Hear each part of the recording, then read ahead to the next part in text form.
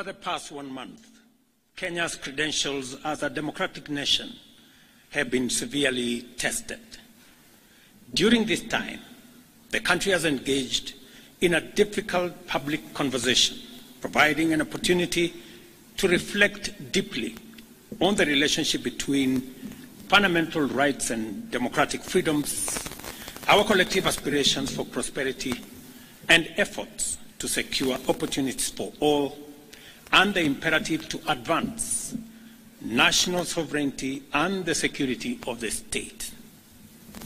In this discourse, the people of Kenya have expressed their views on governance, development, economic management, national finances, and many other aspects of our nationhood. It is of utmost importance that the government takes measures to affirm our commitment to actualizing the people's aspirations, assure citizens that the state exists to serve them efficiently and with integrity, and to signal to all that our national values and principles of governance are the foundation of our national dispensation.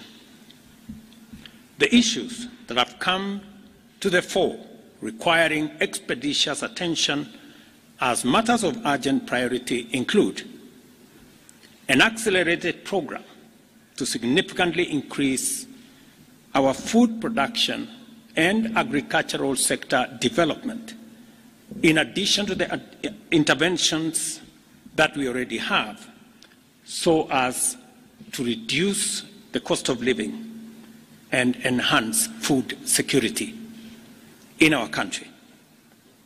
And together with it, to provide requisite raw materials for our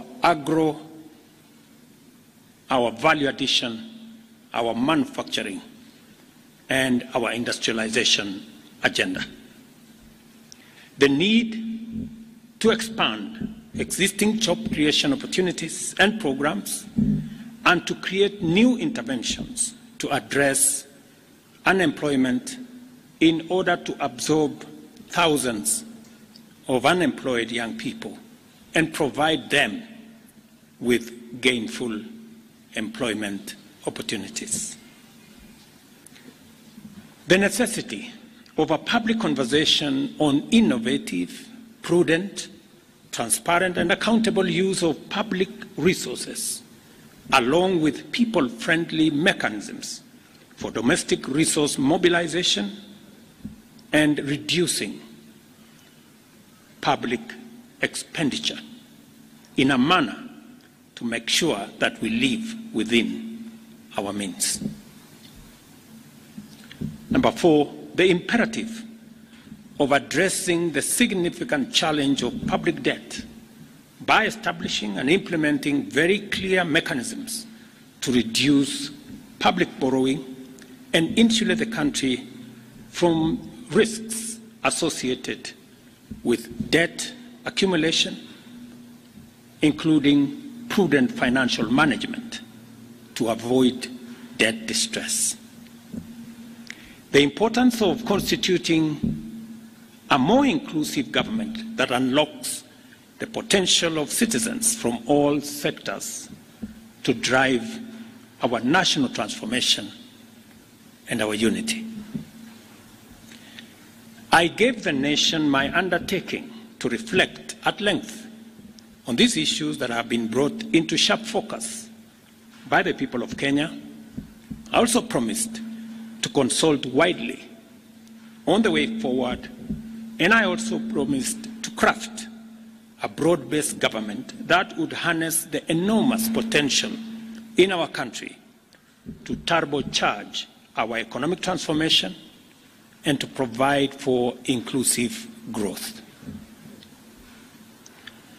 While the events of the past 1 month have caused tremendous anxiety, concern, and uncertainty, the crisis has presented us with a greater opportunity as a nation to craft a broad-based and inclusive citizen coalition for national transformation and progress, made up of all Kenyans from all walks of life.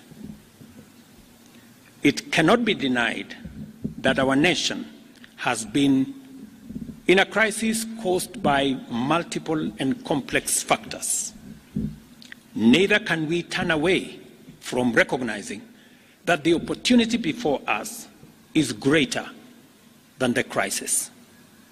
Together, we have a chance to take our country where we all want it to be and make our nation, the Kenya we want, a great nation.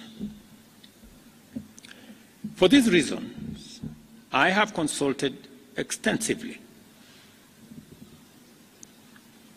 on one, the need to enhance, broaden, and deepen the national economic turnaround plan set out in the bottom-up economic transformation agenda to incorporate a wider range of ideas, programs, and interventions that will facilitate job creation, robust debt management, enhanced transparency and accountability in the use of public resources, and enhance domestic resource mobilization and optimize public expenditure in a manner that gives all of us a chance to live within our means. Consequently, I have started the process of forming a new broad-based cabinet to assist in driving the urgently needed and irreversible transformation of our country. I nominate the following first batch of 11 individuals for consideration and approval by the National Assembly for appointment as Cabinet Secretaries and Attorney General. Ministry of Interior and National Administration, Professor Kithure Kindiki. Ministry of Health, Dr. Deborah Mulongo Baraza. Ministry of Lands, Public Works, Housing, and Urban Development, Alice Wahome. Ministry of Education, Julius Migosi Ogamba. Ministry of Defense, Aden Bare Duale. Ministry of Agriculture and Livestock Development, Dr. Andrew Mwihia Karanja. Ministry of Environment, Climate Change and Forestry, Roslinda Soipan Tuya. Ministry of Water, Sanitation and Irrigation, Eric Muridhi Muga. Ministry of Roads and Transport, Davis Chircher. Ministry of Information, Communication and Digital Economy, Dr. Margaret Nyambura Ndungu. Attorney General, Rebecca Miano. I am continuing to undertake consultations across the political divide